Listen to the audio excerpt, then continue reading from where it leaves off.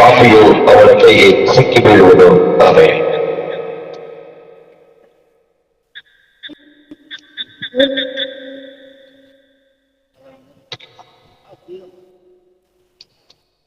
వాక్యపఠం చేస్తున్నాం. మనం తెలియజేస్తున్నాం.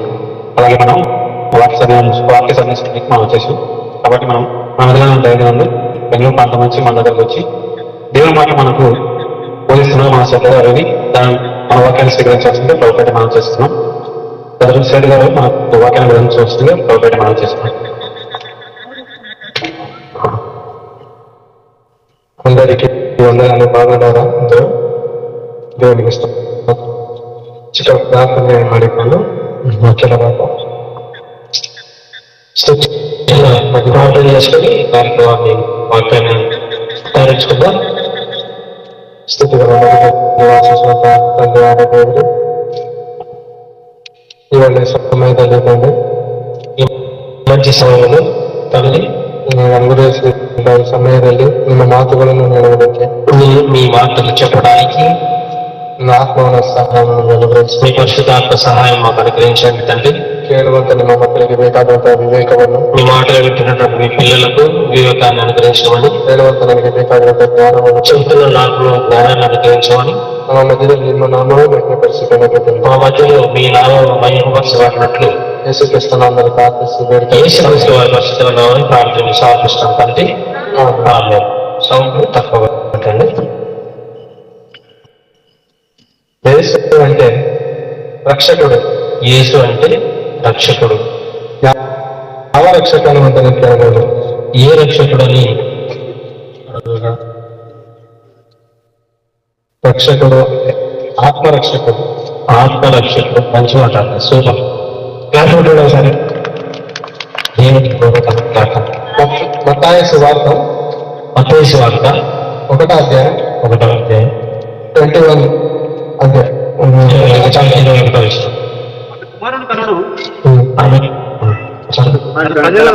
ప్రజలను వారి పాపం నుండి ఆయనే రక్షించును కనుక ఆయనకి యేసు అని పేరు పెట్టదు వాళ్ళను. ನಾವೆಲ್ಲ ಯಾವ ಜನರಂటే మేమందరూ దేవుడు జనలు. మనమంతా కూడా దేవుని పిల్లలము, దేవుడు బిడ్డలము. ನಮ್ಮೆಲ್ಲರನ್ನು ಯಾವುದರಿಂದ ಬಿಡಿಸಕ್ಕೆ ಬಂದನು ಅಂತ ಅವ್ರಿಗೆ ಬರೆಯಲ್ಪಟ್ಟಿದೆ, పాపದಿಂದ. మనలందరినీ కూడా దేవుడి నుంచి విడిపించాలని యేసు వచ్చాడంటే పాపం నుంచి విడిపించాలని వచ్చాడు. ಹೆಚ್ಚು ಕಡಿಮೆ ಏನೂ ಇಲ್ಲ, ಎಲ್ಲರೂ ಪಾಪ ಮಾಡಿ ದೇವರ ಮಹಿಮೆಯನ್ನು ಪಡೆದುಕೊಳ್ಳದೇ ಇದ್ದಾಗ ఎక్కువ తక్కువ ఏమీ లేదు. దేవుని మహిమ పొందుకోవడానికి యేసుక్రీస్తు వారు ఈ లోకಕ್ಕೆ ಬಂದನು. ಆತನು ನಮ್ಮನ್ನು లోకానికి వచ్చాడు. ಇಲ್ಲರ ನಾವೆಲ್ಲರೂ మనమందరం ಆಗಿದ್ದೀವಾ? ಯೋಚನೆ ಮಾಡಿ. మనమందరము సేఫ్ జోన్లో ఉన్నామా? అంటే క్షేమకరమైన స్థితిలో ఉన్నామా? ನಮ್ಮ ಮಕ್ಕಳು ಆಗಿರ್ಬೋದು, మన పిల్లలు కావచ్చు, మన ತಂದೆ ತಾಯಿಗಳಾಗಿರ್ಬೋದು, మన తల్లిదండ్రులు కావచ్చు, మన బంధువుಗಳಾಗಿರ್ಬೋದು, మన బంధువులు కావచ్చు. ಒಂದುಸಾರಿ ನೀವು ಪರೀಕ್ಷೆ ಮಾಡಿಕೊಳ್ಳಿ. ఒకసారి మీరు పరిశీలన చేసుకోండి. ನಾವು మనమందరము రక్షణೆಯಲ್ಲಿದ್ದೇವಾ? రక్షణ అంటే సేఫ్ ಅಲ್ಲಿದ್ದೇವಾ? మనం రక్షణలో ఉన్నామా? ಪರೀಕ್ಷೆ ಮಾಡಿಕೊಳ್ಳೋಣ. ನಮ್ಮನ್ನು ನಾವು ಪರೀಕ್ಷೆ ಮಾಡಿಕೊಳ್ಳೋಣ. మనల్ని మనం పరిశీలన చేసుకున్నాం. ಒಬ್ಬ ಕಳ್ಳನು ಶಿಲುಬೆ ಮೇಲೆ ಜಡಿಯಲ್ಪಟ್ಟಾಗ ತನ್ನ ತಲೆ ಕಾಣಿಸಿಕೊಂಡ. ಶಿಲುಬೆ ಮೇಲೆ ಇದ್ದಾಗ, ಶಿಲುಬೆలో ఉండగా తనను తాను పరీక్షించుಕೊಂಡ. తనను తాను పరిశీలన చేసుకున్నాడు. ఇద్దరు కళ్ళರಲ್ಲಿ ఇద్దరు దౌడ వాళ్ళలో ಒಬ್ಬನು ಹೇಳ್ತಾ ಇದ್ದಾನೆ, ನಿನ್ನನ್ನು ನೀನು ರಕ್ಷಿಸಿಕೋ యేసు. ఒకడు చెప్తున్నాడు, నిన్ను నీవు రక్షించుకుని నన్ను రక్షిస్తూ ఉంటాయి, నన్ను కూడా కాపాడు, నన్ను కూడా రక్షించు అని అంటున్నాడు. ಯಾರಿಗೆ ಹೇಳ್ತಾ ಇದ್ದಾನೆ ಅಂದ್ರೆ ఆత్మరక్షకನಾದ యేసు క్రీస్తునికి ಹೇಳ್ತಾನೆ, నిన్ను నిన్ను రక్షించుకోవాలి. యేసు ప్రభువుతో అంటున్నాడు, నిన్ను నీవు రక్షించుకొని నన్ను కూడా రక్షించని యేసు ప్రభువుతో అంటున్నాడు. యేసు ప్రభు ఆత్మరక్షక అంటే ఆయనకు తెలియలేదు. యేసు ప్రభు ఆత్మరక్షకుడే అతనికి అర్థం కాలేదు. పక్కన కళ్ళకు అర్థం ఆయిತು. పక్కనే ఉన్నటువంటి దొంగవాడికి యేసు ప్రభు రక్షకుడిని అర్థమైంది. యేసు క్రీస్తును ಯಾರು ಎಂದು ಆತನಿಗೆ ಅರ್ಥ ಆಯ್ತು. యేసుక్రీస్తు వారు ఎవరైనటువంటి విషయం పక్కన ఉన్నటువంటి దొంగవానికి అర్థమైంది. ಮಾತು ಮಾಡಿಕೊಂಡು ಲೂಕನ ಬರೆದ ಸುವಾರ್ತೆ ఆ మాట చూసుకున్న లూకా సువార్త 23ನೇ ಅಧ್ಯಾಯ 23వ అధ్యాయం 40ನೇ ವಚನ ನೋಡ್ಕೋಣ. 40ನೇ ವಚನ. 40వ వచనం. ಎರಡನೆಯವನು ಅವನನ್ನು ಬೆದರಿಸಿ చదవండి. వాడిని గద్దించి అయితే రెండవ వాడు వాడిని గద్దించి, ನೀನು ಇದೇ ದಂಡನೆಯಲ್ಲಿ ಆದರೂ ದೇವರಿಗೆ ಹೆದರುವುದಿಲ್ಲವೋ? నీవు అదే శిక్షలో ఉంటున్నావు, నువ్వు దేవునికి భయపడవా? ಎಂತ ಒಳ್ಳೆ ಮಾತು ಹೇಳ್ತಾ ಇದ್ದಾನೆ ಇನ್ನೊಬ್ಬ ಕಳ್ಳನು. ನೀನು ಮಾಡಿದ ತಪ್ಪಿಗೆ ಶಿಕ್ಷೆ ಅನುಭವಿಸ್ತಾ ಇದ್ರು ನಿನ್ನಲ್ಲಿ ಪಶ್ಚಾತ್ತಾಪ ಇಲ್ವಲ್ಲ? నీవు తప్పు చేసినప్పుడు దేవునికి భయపడకుండా అదే శిక్ష అనుభవిస్తూ నువ్వు దేవునికి భయపడవా అని రెండవ దొంగవాడు ఇంకొక దొంగవాడిని అంటున్నాడు. ఒక దొంగవాడితో అంటున్నాడు. ಎಂತ ಮನುಷ್ಯರಲ್ಲಿ ಪಶ್ಚಾತ್ತಾಪ ಅನ್ನೋದು ಈ ದಿನ ಕಾಣ್ತಾ ಇದೆಯಾ? మనుషులలో పశ్చాత్తాపం అనేది కనబడుతుందా? ಏನೇ ತಪ್ಪು ಮಾಡಿ ಶಿಕ್ಷೆ ಅನುಭವಿಸ್ತಾ ಇದ್ರು ಏನ್ ಹೇಳ್ತಾನೆ ಅಂದ್ರೆ ಇವನು ಹಣೆ ಬರ ಅಂತ ಹೇಳ್ತಾನೆ. ఏదో తప్పు చేసి శిక్ష అనుభవిస్తున్నా కూడా ఏదేదో మాట్లాడుతున్నాడు. ಹಣೆ ಬರ ಅಂತ ಹೇಳ್ತಾನೆ. ಹಣೆ ಬರ ದೇವ್ರು ನನ್ನ ಹಣೆ ಬರದಲ್ಲಿ ಬಂದಿದ್ದಾರೆ, ಅದಕ್ಕೆ ಈ ರೀತಿ ಆಗಿದೆ ಅಂತ ಹೇಳ್ತಾರೆ. ನನ್ನ ಹಣೆ ಬರದಲ್ಲಿ ದೇವರು ಈ ರೀತಿ ಬಂದಿದ್ದಾರೆ, ನಾನು ಕಳ್ಳನಾಗಿ ವ್ಯಭಿಚಾರನಾಗಿ ಬದುಕಬೇಕು ಅಂತ ದೇವರು ಹಣೆ ಬರದಲ್ಲಿ ಬಂದಿದ್ದಾರೆ. దేవుడు నా తల మీద రాసినాడు, ఏదో బతకాలని ఏదో జరగాలని అలా జరుగుతుందన్నట్టు చెప్తున్నాడు. ನಿಮ್ಮ ಮಕ್ಕಳು ಒಂದು ಕಳ್ಳರಾಗಿ ಅಂತ ನೀವು ಇಷ್ಟಪಡ್ತೀರಾ, ಪಾಪ ಮಾಡ್ಲಿ ಅಂತ ನೀವು ಇಷ್ಟಪಡ್ತೀರಾ? ಯಾರೋ ತಂದೆ ತಾಯಿಗಳಿಗೆ ಆ ಥರ ಇಷ್ಟನಾ? మీ పిల్లలు దొంగ వాళ్ళు కావాలని ఆ విధంగా ఉండాలని మీరు ఏమైనా అనుకుంటారా? లేదు కదా. ಮತ್ತೆ ತಂದೆ ಆದ ಪರಮಾತ್ಮನು మరి తండ్రి అయిన దేవుడు ಎಲ್ಲರೂ ಪರಿಶುದ್ಧರು ನೀತಿವಂತರು ಆಗ್ಬೇಕಂತ ಈ ಲೋಕಕ್ಕೆ ಕಳಿಸಿರುವಾಗ మనమంతా కూడా నీతివంతులుగాను పరిశుద్ధులుగాను ఉండాలని దేవుడు అనుకుంటున్నాడు. ಒಬ್ಬೊಬ್ಬ ಒಂದು ದಾರಿ ತಿಳ್ಕೊಂಡು ಹೋಗ್ತಾ ಇದ್ದಾನೆ. ನಾನು ఒక్కొక్క దారి పట్టుకుని వెళ్ళిపోతున్నాడు మనుషులందరూ కూడా. ನಾನು ಈ ದಾರಿలో ಹೋದ್ರೆ ನಾನು ಸ್ವರ್ಗಕ್ಕೆ ಹೋಗ್ತೀನಿ, ನಾನು ಆ ದಾರಿలో ಹೋದ್ರೆ ಸ್ವರ್ಗಕ್ಕೆ ಹೋಗ್ತೀನಿ ಅಂತ ಅನ್ಕೋಬಿಟ್ಟಿದ್ದೆ. నేను ఈ మార్గంలో పోతే స్వర్గానికి పోతాను, నేను ఎట్లా పోతే స్వర్గానికి పోగలను అనుకుంటున్నాడు. ಕೆಲವರು ದಿವಸ ಸತ್ತು ಹೋದ್ರೆ ನಾನು ಸ್ವರ್ಗಕ್ಕೆ ಮಾರ್ಗ ತೆಗಿತಾರೆ ಅಂತ ಅನ್ಕೊಂಡಿದ್ದಾರೆ. జీవిత స్వర్గానికి వెళ్ళిపోతాను అనుకుంటున్నాను. లేదు, లేదండి, అది కుదరదు. ಪಶ್ಚಾತ್ತಾಪದ ಹೃದಯ ದೇವರಿಗೆ ಬೇಕಾಗಿದೆ ಈ ದಿನ. పశ్చాత్తాపం కలిగినటువంటి చేసేటువంటి ఆ తప్పుకు గాను హృదయం దుఃఖించి మారు మనసు కొద్ది నేను పాపం చేశానని ఎప్పుడైతే అనుకుంటారో అలాంటిది దేవునికి ఇష్టంగా ఉంది. అలాంటి మనసు దేవునికి ఇష్టంగా ఉంది. ನಿಮ್ಮ ಮಕ್ಕಳು ನಿಮ್ಮ ಮನಸ್ಸಿಗೆ ನೋವಾಗುವ ರೀತಿಯಲ್ಲಿ ನಡ್ಕೊಂಡಾಗ, మీ పిల్లలు మీ హృదయంలో నొచ్చుకునే విధంగా నడుచుకుంటే ನೀವು ಕೋಪದಿಂದ ನೋಡ್ತಾ ಇರ್ತೀರಾ. మీరు కోపంతో చూస్తాడు, గుడ్లు గురుగులు చూస్తుంటారు. ಅವ್ನು ಪಶ್ಚಾತ್ತಾಪ ಪಟ್ಟು ಡ್ಯಾಡಿ ಸಾರಿ ಮಮ್ಮಿ ಸಾರಿ ಅಂತ ಕೇಳಲಿಕ್ಕೆ ಪಶ್ಚಾತ್ತಾಪ వాడు పశ్చాత్తాపడి తండ్రి నన్ను క్షమించు అని మారు మనసు కలిగిన హృదయం వాడిగా వచ్చి తండ్రిని క్షమాపణ అడిగితే ತಂದೆ ಕ್ಷಮಿಸಲ್ಲ ಅಂತ ಹೇಳ್ತೀರಾ ನೀವು? ತಂದೆ ಕ್ಷಮಿಸಲ್ಲ ಅಂತೀರಾ? తండ్రి క్షమించడు అని అంటారా? ಕ್ಷಮಿಸ್ತೀರಲ್ವಾ? క్షమిస్తారు కదా. ನಿಮ್ಮ ಹೃದಯ ಇಷ್ಟು ಹೃದಯ ಇದೆ, ನಿಮ್ಗೆ ಇಷ್ಟು ಹೃದಯ. మీది ఇంత చిన్న హృదయంగా ఉంది. దేవుడి హృదಯ ఎంత దొరుకుతుందా? దేవుని హృదయం ఎంత విశాలమైనది తెలుసా? మహా ఆకాశం విస్తరణంత శక్తి స్వరూపనాథను. మహా ఆకాశమే ఆయన పట్టదాలంత విస్తారం గొప్పవాడిగా. అతని హృదయం రాయిచోటికింత దొడబిర్ಬೋದು. ఆయన హృదయం రాజకీయ గొప్పదిగా ఉంటుంది. ఇందిಷ್ಟು తప్పు క్షమిస్తాను దేవుడు. ఇస్తే ఇంత చిన్న తప్పును క్షమించలేక క్షమిస్తాడు. ಮುರಿದು ಹೋದ ಮನಸ್ಸನ್ನು ದೇವರು ತಿರಸ್ಕರಿಸುವುದಿಲ್ಲ. చెడిపోయినటువంటి మనసును దేవుడు క్షమిస్తాడు. ಯಾಕಂದ್ರೆ ನಾವೆಲ್ಲರೂ ಆತನ ಮಕ್ಕಳಾಗಿದ್ದೇವಲ್ಲ. మనమందరం కూడా దేవుని పిల్లలు. ಆತನು ಕಳೆದು ಹೋದದ್ದನ್ನು ಹುಡುಕಿ ರಕ್ಷಿಸಲು ಬಂದಂತ ರಕ್ಷಕ. మనము తప్పిపోయినా కూడా దేవుడు వెతికి మనల్ని రక్షించుకోవాలనుకుంటున్నాడు. ಆತನ ಒಳ್ಳೆ ಕುರುಬ ఆయన కృప కలిగిన వాడు దేవుని తండ్రి. 41ನೇ ಅಧ್ಯಾಯದಲ್ಲಿ ನೋಡಿಕೊಳ್ಳ, ನಾವಂತೂ ನ್ಯಾಯವಾಗಿ ದಂಡನೆಯಲ್ಲಿದ್ದೇವೆ, ನಾವು ಮಾಡಿದ್ದಕ್ಕೆ ತಕ್ಕ ಪ್ರತಿಫಲವನ್ನು ಹೊಂದುತ್ತಾ ಇದ್ದೇವೆ. మనము న్యాయంగా మనం చేసిన తప్పుకు శిక్ష అనుభవిస్తున్నాము.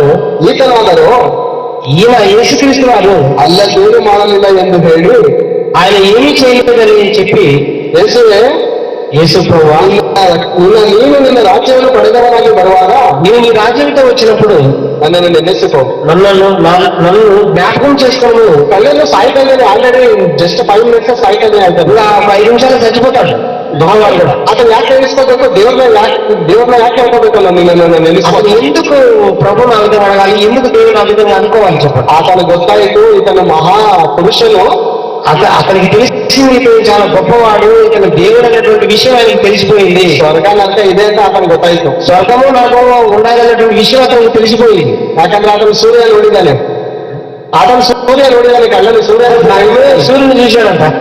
ఆ కోటాను కోటి వర్షాలు ఆ సూర్య ఉదితైతే ఆ సూర్యుడు బాగా మండిపోతున్నాడు. కోటాను కోటి వర్షದಿಂದ కోట్ల సంవత్సరాల నుండి మండిపోతున్నాడు. అలాగే నరకంలో ಬೆಂಕಿ ఉడితల ಅಂತ మన నరకంలో కూడా అగ్గి మండుతూ ఉంటుంది.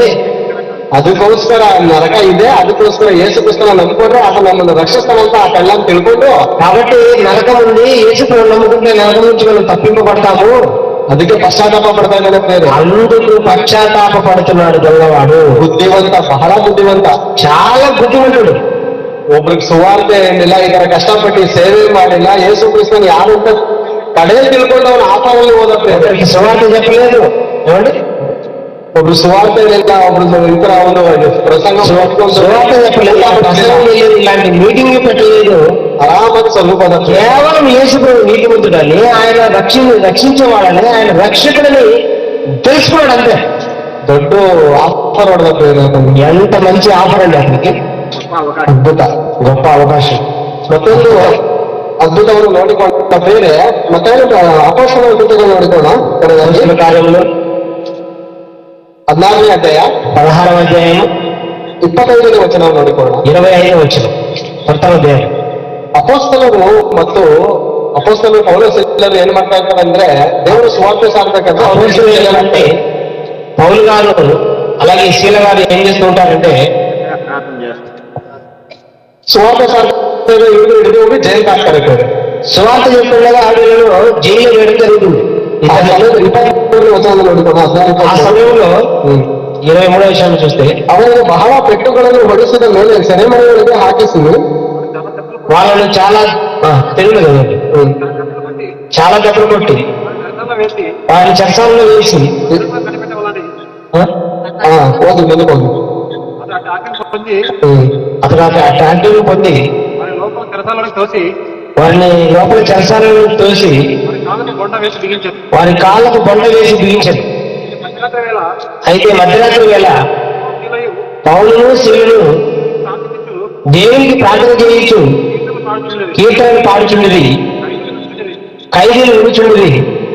అప్పుడు అకస్మాత్తుగా మహాభూకంపం కలిగెను, చెరసాల పునాదులు అదిరెను, వెంటనే తలుపులన్నీ తెచ్చుకునేను. చాలు చాలా ಅಪೊಸ್ತಲರು ಪೌಲರು ಸುವಾರ್ತೆ ಸಾರಬೇಕಾದ್ರೆ ಹೊರಡಿ ಜೈಲ್ಗೆ ಹಾಕ್ತಾ ಇದ್ದಾರೆ.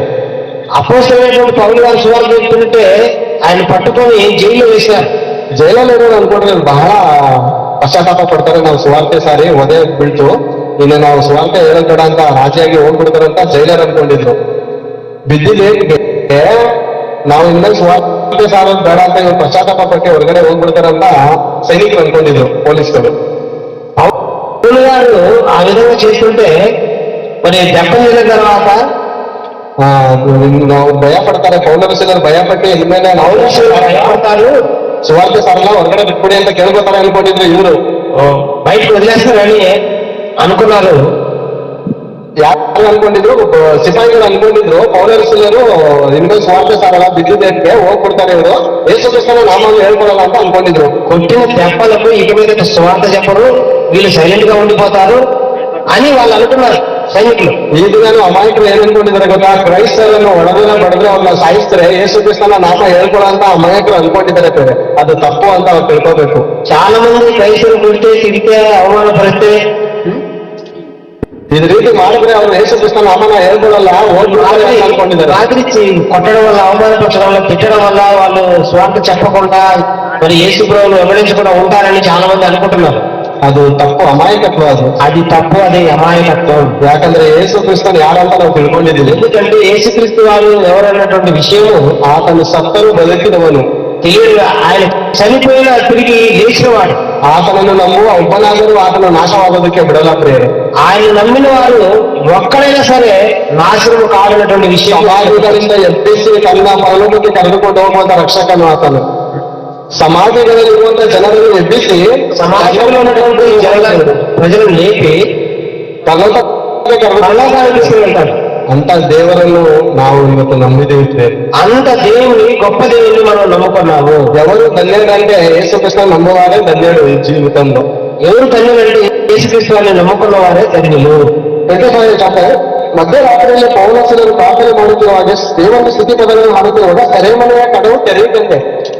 మధ్యరాత్రి సమయంలో పౌలు శిష్యులు ప్రార్థన చేస్తూ పాటలు కీర్తనలు పాడుతూ ఉంటుండగా ಬಾಗಿಲು డొనేట్స్ అన్ని కూడా తెలుసుకున్నాయి. ಅನೇಕರು ಮಾಲ್ಗೊಟ್ಟು ಹೋದಾಗ ಬಾಗಿಲು ತೆಗಿತದೆ, ನೋಡಿದ್ದೀರಾ? ದೊಡ್ಡ ದೊಡ್ಡ ಮಾಲ್ಗೆ ಹೋದಾಗ ನೀವು ಹತ್ರ ಹೋಗಿದ ಬಾಗಿಲು ತೆಗಿತದೆ. చాలా చాలా మరి డిమార్ట్ కానీ లేదంటే తర్వాత చాలా పెద్ద మార్కెట్లకి మనం వెళ్తే బాగిల దగ్గర పోతే డోర్ ఓపెన్ అవుతుంది. అది దాని ఓపెన్ అయిపోతుంది. ನೀವು ఇక్కడ చూస్తావు, ఈ రోజు ನೋಡ್ತಾ ನೀವು ఈ మీరు మనుషుల యొక్క టెక్నాలజీని చూస్తున్నారు, దేవుని టెక్నాలజీని వాళ్ళు పౌలు గారు అప్పుడే చూశారు. అప్పుడు ఉన్నటువంటి సైనికులు చూశారు. ఆటోమేటిక్ ఓపెన్ అయిపోయింది. దేవుడు పిల్లలు ఎక్కడ ఉందో, దేవుని పిల్లలు ఎక్కడుంటే ప్రకృతి ದೇವರ ಹತ್ತೋದಲ್ಲಿ ಇರುತ್ತೆ ಬೇರೆ. ప్రకృతి అంతా కూడా ఆ పిల్లలకు సపోర్ట్ గా, ఆ పిల్లలకి అనుకూలంగా ఉంటుంది. ತನ್ನ ಮಕ್ಕಳಿಗೆ ಬೇಕಾಗಿರೋ ರೀತಿಯಲ್ಲಿ ದೇವರು ಪ್ರಕೃತಿని ಬದಲಾಯಿಸೋದಕ್ಕೆ ಸರ್ವಶಕ್ತನು ಆಗ್ತಾನೆ. దేవుడు తన పిల్లలకు అనుకూలంగా ప్రకృతిని మలిచి గొప్ప శక్తివంతుడిగా దేవుడు మన ఎదుట ఉంటున్నాడు. దేవుని పిల్లలకి అరెస్ట్ ಮಾಡಿದಕ್ಕೆ భూకంప ఆయిందంటే, దేవుని పిల్లలు అరెస్ట్ చేసేందుకు భూకంపం వచ్చేసినట్ల. 3 years బ్యాక్ కరోనా వస్తుందా? 3 years బ్యాక్, 3 years అంటే 3 సంవత్సరాల ముందు కరోనా వచ్చింది కదా. మేము బైబిల్ ನೋಡುವ ಏನಂತ ಅಂದ್ರೆ ದಾವಿದನು ಹೇಳ್ತಾನೆ, ನನ್ನ ಬಲಭಾಗದಲ್ಲಿ 1000 ಜನ, ನನ್ನ ಎಡಭಾಗದಲ್ಲಿ 10,000 ಜನ ಸತ್ತು ಬಿದ್ರೆ ನನಗೆ ಏನು ಕೇಳಿದ್ರು. బైబిల్లో ఏముందంటే నా కుడి పక్కన 10,000, నా కుడి పక్కన 10,000 మంది పడిపోయి ఎడం పక్క 1000 మంది పడిన నేను దేవుడు నాకు రక్షిస్తాడు, దేవుడు నన్ను రక్షిస్తాడు అని దావిదు గారు అనుకుంటున్నారు. కరోనా టైంలో మేము చూసాను, ఒక సమయంలో నేను చూశాను. కరోనా టైంలో నేను చూశాను. Right side 10 lakh peoples, right side 10 lakhs people, left side లో 1 crore, 1 ಕೋಟಿ ಜನರು ಸತ್ತು ಬಿದ್ರು. 1 ಕೋಟಿ ಮಂದಿ చనిపోయినట్టు మనం చూస్తాం. ಯಾಕೆ ಗೊತ್ತಾ? ఎందుకంటే ಆ ಹೆಣದ ರೇಟಲ್ಲಿ ನಾವು ಯಾಕಿಲ್ಲ ಗೊತ್ತಾ? ಆ ಶವದ ಜಾಗದಲ್ಲಿ ನಾವು ಯಾಕಿರಲಿಲ್ಲ ಗೊತ್ತಾ? ఆ శవం యొక్క ప్రదేశంలో మనం లేదు. ఎందుకు తెలుసా? ఈ దిన ఈ మాట నేను కేಳಬೇಕಾಗಿತ್ತು. ఈ రోజు ఈ మాటలు మీరు వినటానికే ఈ దిన దేవుడు ನನಗೆ ಅನುಗ್ರಹಿಸಿ ಕೊಟ್ಟಿದ್ದಾನೆ. ఈ దినము ఆ దేవుడు అనుగ్రహించి మనకు ఇచ్చినాడు. ಸರಿಯಾಗಿ ವಚನ ನೋಡಿಕೊಳ್ಳೋಣ. తర్వాత మాటలు మనం విన్నాము. ಸೆರೆಮನೆಯಲ್ಲಿರುವಂತ ಆ ಒಂದು ಜನರು ತಪ್ಪಿಸ್ಕೊಂಡು ಅವರು ಆಚೆ ಕಡೆ ಬರ್ತಾರೆ. ಬೇರೆ ಭೂಕಂಪ ಆದಾಗ ಡೋರ್ ಓಪನ್ ಆಗುತ್ತೆ, ಆಚೆ ಕಡೆ ಬಂದು ಹೊರಗಡೆ ಇರ್ತಾರೆ.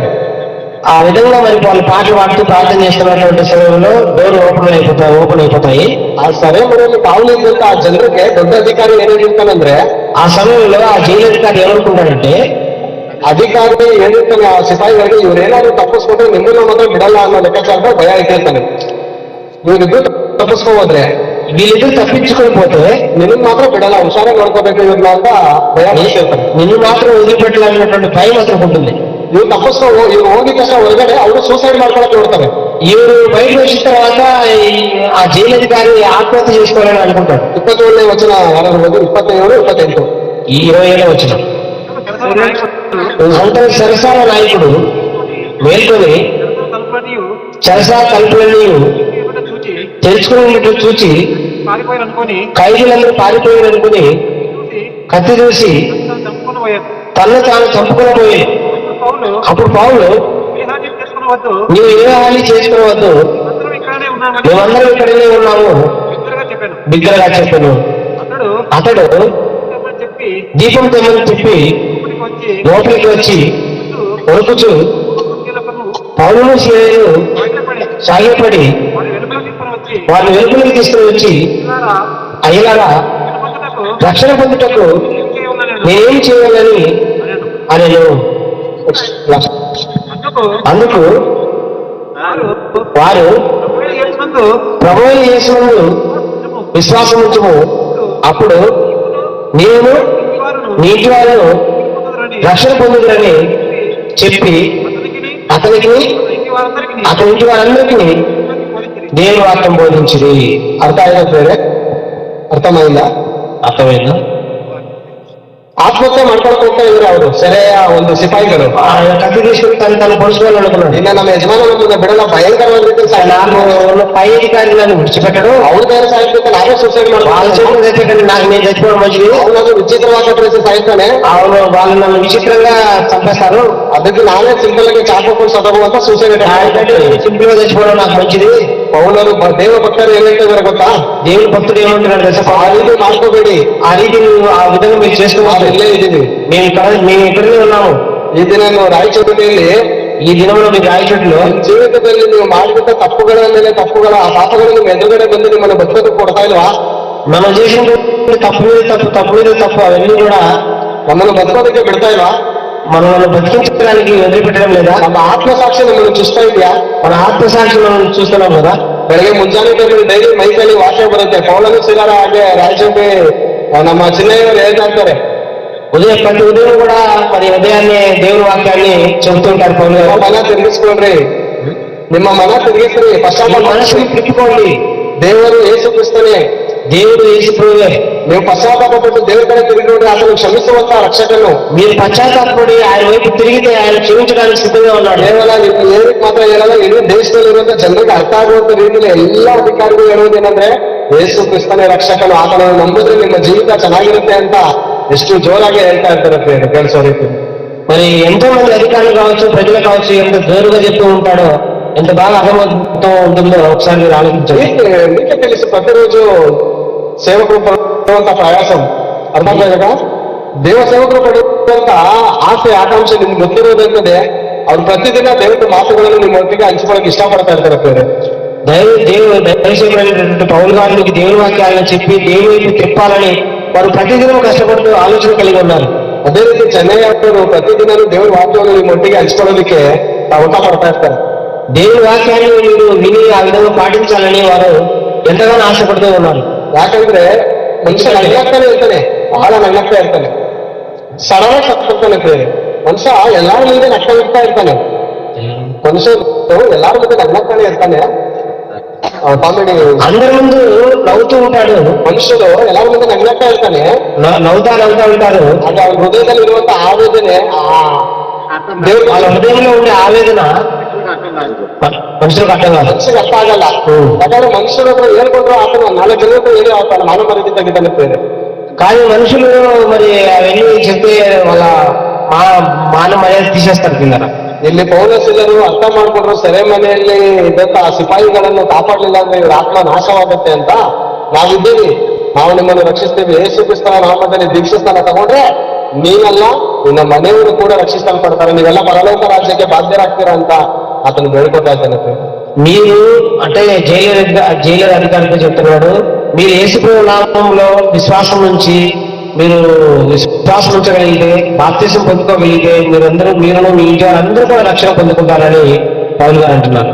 కరవచన ನೋಡಿ ಮುಗಿಸಿಕೊಳ್ಳೋಣ. చివరి వచనం చూసుకుని ముగించుకుందాం. ಸುವಾರ್ತೆ 19:10. యోహాను సువార్త 19వ అధ్యాయము, లూకా సువార్త 9వ అధ్యాయం 19వ వచనం. 19:10. 19వ అధ్యాయము 10వ వచనం. రక్షించిన వారిని వెదక రక్షించుటకు మనుష్య కుమారుడు వచ్చునని అతనితో చెప్పారు. ಅರ್ಥ ಆಯ್ತಲ್ಲ? ಮನುಷ್ಯ ಕುಮಾರನು ಕೆಟ್ಟು ಹೋಗಿರುವುದನ್ನು ಹುಡುಕಿ ರಕ್ಷಿಸಲು ಬಂದನು. మనుష్య కుమారుడు ఎందుకు వచ్చాడంటే మరి చెడిపోయిన తప్పిపోయిన వెతికి రక్షించుటకు లోకానికి వచ్చాడని మనం తెలుసుకోవాలి. ನಾನು ಒಂದ್ ದಿವಸ ಕೆಟ್ಟು ಹೋಗಿದೆ ಬೇರೆ. నేను కూడా ఒక రోజు చెడిపోయాను పిల్లలు. ನನ್ನ ಜೀವಿತ ಯಾವ ರೀತಿ ಕೆಡಿಸ್ಕೊಂಡಿದೆ ಅಂದ್ರೆ, నా జీవితం ఎలా ఉందో తెలుసా? మా ಚಿಕ್ಕಪ್ಪ, ನನ್ನ ಚಿಕ್ಕಪ್ಪ, మా చిన్నాయన ನನಗೊಂದು ಮಾತು ಹೇಳಿದ್ರು. నాకు ఒక మాట చెప్పాడు, ನೀನು ಸತ್ರು, నేను చచ్చిపోయినా, ನೀನು ಸತ್ತು ನೀನು ಆ ಬೆಂಕಿಯಲ್ಲಿ ಸುಟ್ರು, నిన్న ఆ బెంకిలో వేసినా, ಸತ್ತಾದ್ಮೇಲೆ ಬೆಂಕಿಯಲ್ಲಿ ಸುಡ್ತಾರೆ ನಮ್ಮ ಜನದಲ್ಲಿ. చచ్చిపోయిన తర్వాత శవాన్ని మరి కట్టెల మీద పెట్టి కాల్స్తారు. ಆ ರೀತಿ ನೀನು ಸುಟ್ರು ನಿನ್ನ ನಡತೆ ನೀವು ಚೇಂಜ್ ಮಾಡ್ಕೊಳಕ್ ಆಗಲ್ಲ ಅಂತ ಹೇಳಿದ್ರು. ఆ విధంగా జరిగాలని నీ నడవడికలు నువ్వు మార్చుకోవడానికి వీలు పడతాను ఉన్నాడు. ಯೇಸು ಕ್ರಿಸ್ತನ ಪಾಪ ವಿಮೋಚನೆ ರಕ್ತ ಏನ್ ಮಾಡುತ್ತೆ ಗೊತ್ತಾ? యేసుక్రీస్తు వారి పాప విమోచనకరమైనటువంటి రక్తం ఏం చేస్తుందో తెలుసా? ಬದುಕಿರುವಾಗಲೇ ನನ್ನ ನಡತೆಯನ್ನು ಬದಲಾಯಿಸಿ ದೇವಕುಮಾರನು బ్రతికి ఉండగానే నా ప్రవర్తనను యేసు ప్రభు మార్చేశాడు. రౌడీ మటర్ నన్నంత విలన్ పరిస్థితి అర్థమే కదా. యేసు ప్రభు నమ్ముకుంటే ఒక చెడ్డవాడు మంచివాడిగా మారిపోతాడండి. పోలీస్ స్టేషన్ ఈగలే ಒಂದು ಫೋಟೋ ಇದೆ. పోలీస్ స్టేషన్ లో అంటే ఈయన పోటీ ఉన్నవాడు, అంటే ఈయన పలానా మర్డర్ సంబంధించిన వాడు అని రిజిస్ట్రేషన్ అయిపోయింది అనమాట. కానీ ఇప్పుడు ఆ రిజిస్ట్రేషన్ పనికిరాదు. ఎందుకో యేసు ప్రభు దగ్గరికి వచ్చేసినాడు, మారు మనసు పొందుకున్నాడు, దేవుని కోసం బ్రతుకుతున్నాడు. ఇలా స్టేజ్ మీద దేవుని వాక్యం చెప్తున్నాడంటే ఎంత గొప్ప సంగతి అండి నిజంగా. 2 సార్లు సూసైడ్ అటెంప్ట్ ಮಾಡ್ಕೊಂಡಿದೆ. 2 సార్లు సూసైడ్ అటెంప్ట్ చేసుకోవడానికి పోయాడంట. ಮನುಷ್ಯನ ಕಟ್ಟಡ ಸೊಪ್ಪು ಹಿಂದೆ ಮುಂದೆ ನೋಡಿದ್ರಂತ ನನ್ನ ಹೃದಯನೇ ನೊಂದೋಯ್ತು ಒಂದು ದಿವಸ. ఒకసారి నా హృదయం నలిగిపోయింది. ದೇವ್ರ ವಾಕ್ಯ ಹೇಳುತ್ತೆ, దేవుని వాక్యం చెప్తుంది, ఆత్మವು వ్యాధిಯನ್ನು ಸಹಿಸಬಲ್ಲದು, ఆత్మ వ్యాధిని సహించుకునేది. ಆತ್ಮವೇ ನೊಂದರೆ ಸಹಿಸುವವರು ಯಾರು? ఆత్మవే నొందరే ఆత్మ ఫీల్ ఆದ್ರೆ, ఆత్మ ఫీల్ అయిందంటే, బాధపడిందంటే సహించకాగಲ್ಲ, సహించడానికి కుదరదు. అంత పరిస్థితుల్లో ನನ್ನ ఆత్మకి శక్తిని కొట్టి దేవుడు బతుకు. అలాంటి పరిస్థితుల్లో ఉన్నటువంటి నాకు దేవుడు తన శక్తినిచ్చి ఈ జీవిత భిక్షాకి కొట్టి, ఈ జీవితాన్ని నాకు భిక్షగా పెట్టి మంచిగా బ్రతకడానికి నాకు వీలు కలుగజేశాడు. ಹಾಗೆ ನೊಂದು ಬೆಂದಂತ ಅನೇಕ ಭಯಂಕರವಾದ ಸ್ಥಿತಿಲಿರುವಂತ ಜನರು ಇದ್ದಾರೆ. నా తర ఉండేవాళ్ళు సమాజంలో చాలా మంది ఉన్నారు, నాలాంటి స్థితిలో ఉండేవాళ్ళు. ಯಾಕೆ ದೇವ್ರ ಮಕ್ಕಳು ಯಾಕೆ ಕೂಗಿ ಹೇಳ್ತಾರೆ, ಯಾಕೆ ಕಚ್ಚಿ ಹೇಳ್ತಾರೆ, ಯಾಕೆ ನಿಮ್ಮನ್ನ ರಕ್ಷಣೆ ಮಾರ್ಗದಲ್ಲಿ ತರಬೇಕಂತ ಅವ್ರು ಆಸೆ ಪಡ್ತಾ ಇದ್ದಾರೆ ಅಂದ್ರೆ, ఎందుకు మిమ్మల్ని దేవునికి రప్పించాలని, దేవునికి వినిపించాలని, చర్చికి రావాలని ఎందుకు ఆశపడుతున్నారంటే, సింపుల్ ಆಗಿರೋ ವಿಷಯಕ್ಕೆ ಒಂದು ಜಾಗದಲ್ಲಿ ಅಕ್ಕಿ ತಗೊಳಕ್ ಹೋಯ್ತೀವಿ ಒಂದು ರೇಷನ್ ಅಂಗಡಿ. సింపుల్ గా మనం ఆలోచిస్తే ఒక అంగడికి మనము బియ్యం తీసుకోవడానికి వెళ్తాం. అక్కి ಚೆನ್ನಾಗಿದೆ ಅಂತ 4 ಜನರು ಹೇಳ್ತೀವಿ, ಈ ಅಕ್ಕಿ ಮಾಡಿದ್ರೆ ನೈವೇದ್ಯ ವಾಸನೆ, ఈ బియ్యం చాలా బాగున్నాయని 10 మందికి చెప్తాం. మనం ಒಂದು ಹೋಟ್ಲಿಗೆ ಊಟಕ್ಕೆ ಹೋಗ್ತೀವಿ, ఒక హోటల్కి మనం భోజనానికి వెళ్తాము. ಟೇಸ್ಟ್ ಸೂಪರ್ ಆಗಿರುತ್ತೆ, టేస్ట్ సూపర్ ఉంటుంది, ರೇಟ್ ಕಡಿಮೆ ಇರುತ್ತೆ, రేటు తక్కువ ఉంటుంది. 4 ಜನಕ್ಕೆ ಹೇಳ್ತೀವಿ ఆ ಹೋಟ್ಲ್ ಹೋಗಪ್ಪ ಚೆನ್ನಾಗಿರುತ್ತೆ ಅಂತ. 10 మందికి చెప్తాం ఆ హోటల్ ఉండి చాలా బాగుంది, రేట్ తక్కువ ఉంది, భోజనం కూడా టేస్ట్ గా ఉందని చెప్తాం. ಈ ಸಣ್ಣ ಪುಟ್ಟ ವಿಷಯ ನಾವು ಇಷ್ಟೊಂದು ದಾಹದಿಂದ ಹಂಚಿಕೊಳ್ಳುವಾಗ, ఈ చిన్న విషయాన్ని మనం ఇంత బాగా ప్రచారం చేసి 10 మందికి చెప్తున్నామే, యెహోవాను సర్వోత్తమనెందు ನಾವು ಅನುಭವಿಸಿದ సర్వోన్నతమైనటువంటి దేవుణ్ణి మనం అనుభవిస్తున్నప్పుడు, తెలుసుకున్నప్పుడు, ఆ దేవుడు మనం రక్షించినప్పుడు, కాపాడినప్పుడు, మనకు మేలు జరిగినప్పుడు ಯಾಕೆ ಬೇರೆ ಆಯ್ತಲ್ಲ మనం ఎందుకు ఇతరులకు చెప్పడం లేదు? ఎంతమంది చెప్పగలిగారు? చేతులు ఎత్తండి చూద్దాం. ఏం చేతులు ಅಷ್ಟೇ ನಮ್ಮ ಆಸೆ. ఉండి కొట్టడం లేదు. సంవత్సరం నుంచి ఊరికి పెట్టి పెట్టి పెట్టి పెట్టి ఏం లేదు ఉండిపోయా. చెప్పండి. ఓకే, క్రైస్తవ ఆశ అಷ್ಟೇ ಏನು ಇಲ್ಲ. క్రీస్తు, యేసుక్రీస్తు వారి ఆశ అంతేనండి ప్రియులారా. అతను తెట్టు ಹೋದಂತ నన్నನ್ನು ಹುಡುಕಿದೆ ರಕ್ಷಿಸಿದ ಹಾಗೆ, చెడిపోయినటువంటి నన్ను వెతికి రక్షించిన ఆయన, ನೀವು ಅವ್ರ ಕೈಗೆ ಸಿಗಾಕೊಂಡ್ರೆ ನಿಮ್ಮ ಜೀವ ಉಳ್ಕೊಳ್ಳುತ್ತೆ. మీరు కూడా ఆయన చేతిలో చిక్కితే, ఆయన చేతిలో ఉంటే మీ జీవము బ్రతికి కట్టగలదు. Thank you so much. ಈ ಸಮಯ ಕೊಟ್ಟಿದ್ದಾರೆ. Thank you so much. ಮತ್ತು ದೇವ ಸೇವಕರು ಹೃದಯಪೂರ್ವಕ ವಂದನೆಗಳನ್ನು ಸಮರ್ಪಿಸ್ತಾ ಎರಡು ಮಾತನ್ನು ಮುಗಿಸ್ತಾರೆ. దయచేసి మధుదేవునికి ధన్యవాదాలు తెలియజేసుకుంటున్నాను.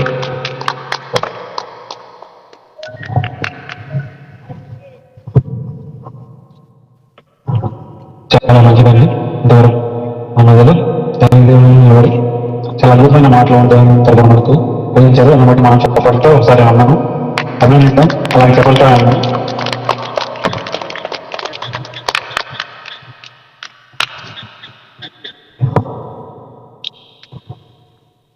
అలాగే ద్వారా మనం మరొక మాట్లాడినాం పొలం ద్వారా